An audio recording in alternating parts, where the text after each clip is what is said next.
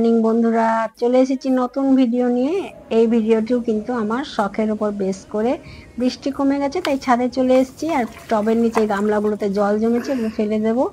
কারণ জল জমলে ডেঙ্গু হতে পারে, মশার উপদ্রব হবে, মশা ডিম পারবে। আর আমি চলে এসেছি আমার একটি শখের গাছ দেখাতে, যেটাতে নতুন কুড়ি এসেছে। তো কুড়ি আসার কতদিন পর ফুল ফুটে সেটাই আজকে ভিডিওতে দেখার। আমি আমার ছোট্ট বাগানটা দেখাচ্ছি। এই হচ্ছে আমার শখের গাছ, জাতীয় ফুল পদ্ম। কুড়ি এসেছে প্রায় পুজোর পর থেকেই দেখতে পাচ্ছিলাম।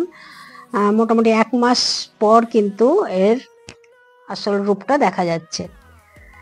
বৃষ্টি পরের দিনও শুরু হয়ে গেল, ঝিরঝির করে হচ্ছে। এটাও বৃষ্টির দিনই, তাই আমি আবার নিচে চলে এসেছি।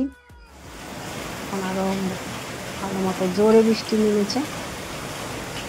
বৃষ্টির পর আজকে আর ভিডিও করবো না, পরের দিন দেখুন কুড়িগুলো একটুখানি বড় হয়েছে।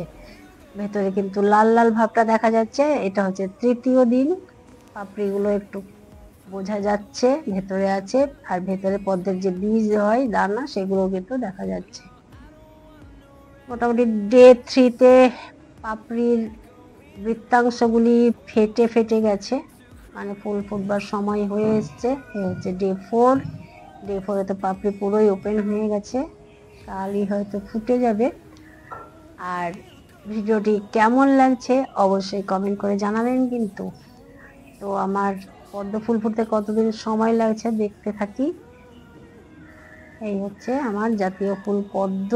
এবছরই লাগিয়েছিলাম গাছটা। এই পদ্ম ফুল ফুটে গেছে ডে 5, মানে 5 দিনের মাথাতে পদ্ম ফুল। আজকে হচ্ছে নভেম্বরের 5 তারিখ। পদ্ম ফুল কিন্তু আমার ফুটে গেছে। প্রথম পদ্ম ফুটেছে, তাই এটাকে তুলবো। তুলে আমার ঘরে যেহেতু গোপাল আছে, গোপালকে দিয়ে দেবো। এই গোপালের পায়ে